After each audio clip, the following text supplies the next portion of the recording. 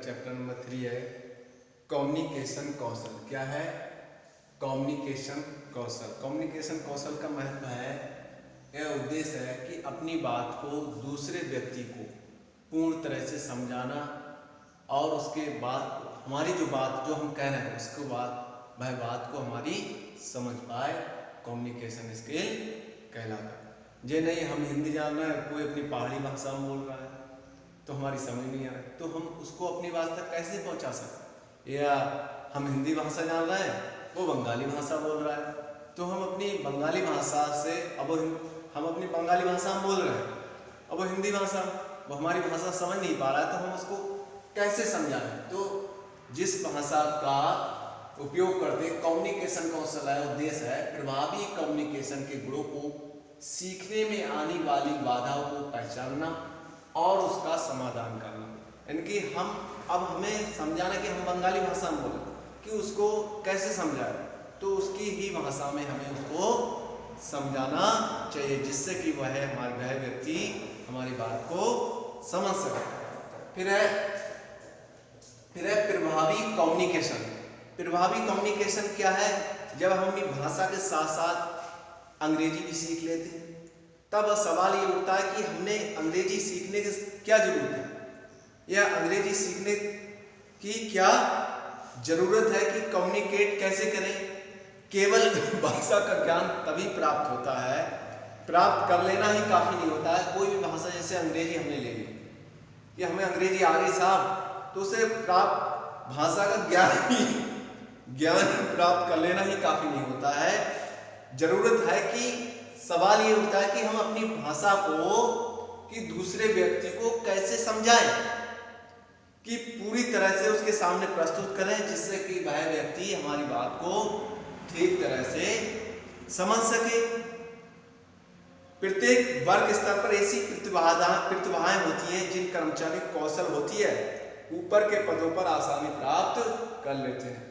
अब भाई कोई भी है जो भी अंग्रेजी बोल रहे हैं, कुछ बच्चे लेबर है हमारी हिंदी बोल रहे हैं, अब हमें हिंदी आती नहीं है, तो हम कोशिश ये करेंगे कि उनको हम समझाने का कम्युनिकेशन करेंगे कि वह हमारी बात को पूर्ण तरह से समझ पाए। ठीक है?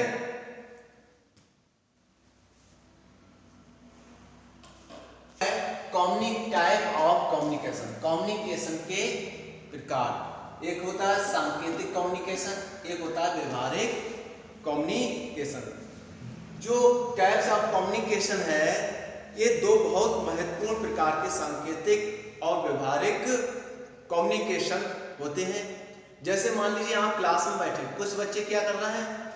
पढ़ रहे हैं, कुछ बच्चे हंस रहे हैं, कुछ बच्चे बोल रहे हैं, तो हमें कुछ आराम से बैठे हैं तो इससे कुछ भी नहीं और कुछ नहीं कर रहे हैं, तो हमारा जो अनुदेशक या टीचर है वो जैसे ही क्लास में आता है तो क्या होता है? या तो जोर से उन्हें डांटता है, आवाज का स्वर डांटता, क्या कर रहा है, या फिर अपने गुस्से चेहरे को सिकोड़ लेता है, बॉडी लैंग्वेज और उसके चेहरे को भाव चाव देखकर हम कहते हैं, या गुस्से आंखें टेढ़ी मेढ़ी कर लेता है, लाल कर लेता है, तो हम कहते हैं सांकेतिक कम्युनिकेशन, कि साहब चेहरे सब नाराज हैं, कि वो नाराज कि हम लोग कुछ नहीं कर रहे हैं, बातचीत कर रहे हैं।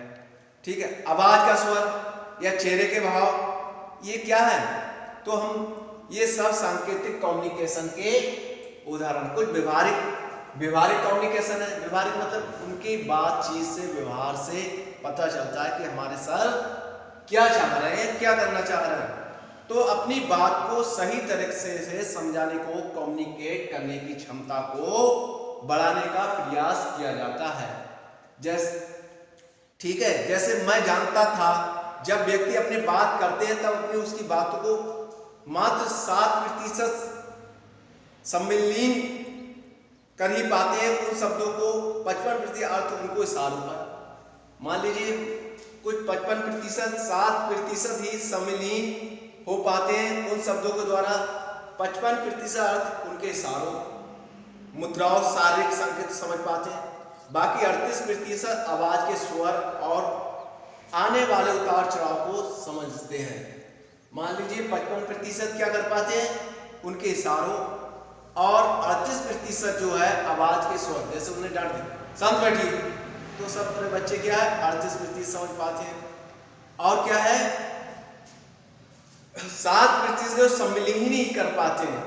जैसे शब्दों को कंट्रोल करना आसान है, परंतु उसे बॉडी लैंग्वेज या स्वरों में नियंत्रण करना सीखना होगा प्रभावी तरह से। कुछ अपने आप पर कंट्रोल करने, अपनी बात को सांकेतिक या इशारों पर, कुछ कहते हैं डंडे से इशारा करते शांत बैठिए, करते थे नहीं करते थे, तो बच्चे क्या हो जाते हैं शांत बैठ जाते हैं।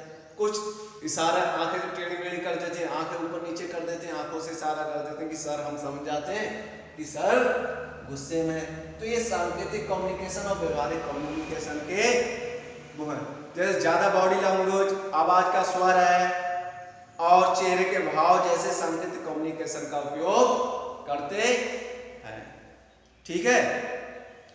और क्या है बॉडी लैंग्वेज आक्रामक, चेहरे पर घबराहट होगी, तब आप कहे विनम्र आत्मविश्वास से भरे शब्दों पर कोई ध्यान नहीं देगा। अगर मैं कहूँ बच्चों शांत बैठ जाओ, तो बच्चे शांत नहीं बैठा। अगर मैं कहूँ बच्चों शांत बैठो, तो बच्चे क्या हो जाएंगे एकदम शांत बैठ जाएंगे। ठीक है।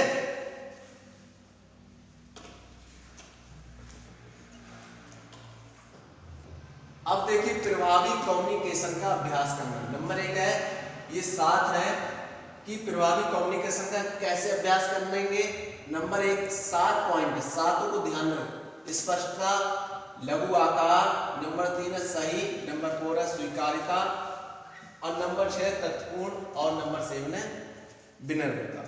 अब स्पष्टता देखिए, स्पष्टता क्या है कि अपने संदेश को पूर्णतः स्पष्ट रखते हुए अपनी बात को आसान रखना, कि अपने शब्दों को या संदेश को पूर्णतः स्पष्ट रखते हुए उसको आसान रखें।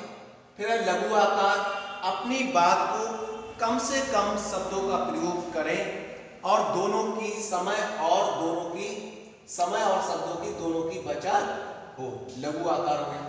सही क्या है, सही है कोशिश करें कि तथ्य के आंकड़े सही दिए जाएं, सही आंकड़े दिए जाएं, इसमें स्पेलिंग है, ग्रामर है और भाषा का सही उपयोग किया जाए। फिर है स्वीकार्यता। स्वीकार्यता मतलब है जो श्रोताओं की आवश्यकताओं के अनुरूप हो। स्वीकार्यता मतलब क्या है कि हाँ इतनी ही उपयोग, इन्होंने जितनी बात का हमें चाहिए थी इतनी बात उन्होंने कही, यही हमें स्वीकार्यता होना चाहिए। स्वीकार्यता मतलब है श्रोताओं को आवश्यकता अनुसार अनुरूप होना। फिर नंबर 6 है तथ्यपूर्ण, एकदम परिभाषित होना चाहिए। हमारी जो बात है एकदम परिभाषित होना चाहिए कि हम क्या कहना चाह रहे हैं, कि एकदम परिभाषित होना चाहिए। तथ्यपूर्ण होना, उसका अर्थ हो, ऐसा नहीं कोई बात का जिसका अर्थ ही नहीं हो तो क्या कहलाता है कि उसका अर्थ निकलता हो। जैसे मैं कहूं कि मुझे जाना है, मुझे सर किसी काम से घर जाना है, तो इसका तथ्यपूर्ण किसी कार्य से जाना है, या मैं कहूं मुझे जा रहा हूं बेफिजूल जा रहा है, उसका कोई अर्थ ही नहीं, बेफालतू जा रहा है, तो इसका ये मतलब नहीं, उसका कोई ना कोई तथ्यपूर्ण होना चाहिए। जैसे मुझे कोई काम है सितारगंज, मैं सितारगंज किसी कार्य के लिए मैं जा रहा हूं, तो इसका तथ्यपूर्ण अर्थ हुआ। अब मैं वैसे ही जा रहा हूं तो इसका क्या अर्थ हुआ, कोई अर्थ नहीं हुआ। अब विनम्र है, रिसीवर के मत को समझते हुए। रिसीवर कौन होता है, सुनने वाला या अपनी बात को प्राप्त करने वाला। जैसे हमने फोन से किसी से बात कही तो रिसीवर कौन, जिसने उठाया प्राप्त किया कि, तो विनम्र होना चाहिए कि रिसीवर को मत को समझते उसके प्रति आदर या भाव होना चाहिए, उसके प्रति जो भी भाव अपने अंदर उसके सम्मान के साथ उसका क्या होना चाहिए, आदर होना चाहिए। तो इन सातों बातों को हमें अपने प्रभावी कम्युनिकेशन में या रखते हुए अपनी बात को प्रैक्टिस करना चाहिए, अभ्यास करना चाहिए। उपरोक्त बातों को ध्यान में रखते हुए स्वयं पहले को परिचय का अभ्यास करना। पहले सबसे ये बातें क्या, अपने का स्वयं का परिचय का अभ्यास करना, क्योंकि अगर कुछ बातें बहुत कुछ जानते हैं, असमंजस हो अवस्था के बाहर आना ही है कि मैं क्या बोलूं, मैं आपको अपनी बात को जरूरी समझूं या प्रस्तुत करूं, कैसे करूं। तो ठीक है, जैसे मैं क्या जानता हूं, मैं क्या जानना चाहता हूं, आज मैंने क्या सीखा, तो KWL का चार्ट है मैं क्या जानता हूं या जानती हूं, या मैंने आज क्या जानना है। आपके अंदर क्या होना चाहिए, मैं क्या जानता हूं या मुझे क्या जानना है कि आज मैंने क्या समझा। ठीक है,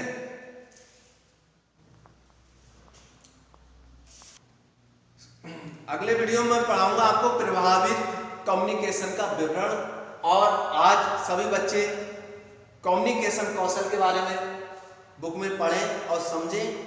ठीक है, कल मैं आपको कम्युनिकेशन कौशल की विवरण के बारे में पढ़ाऊंगा। ठीक है।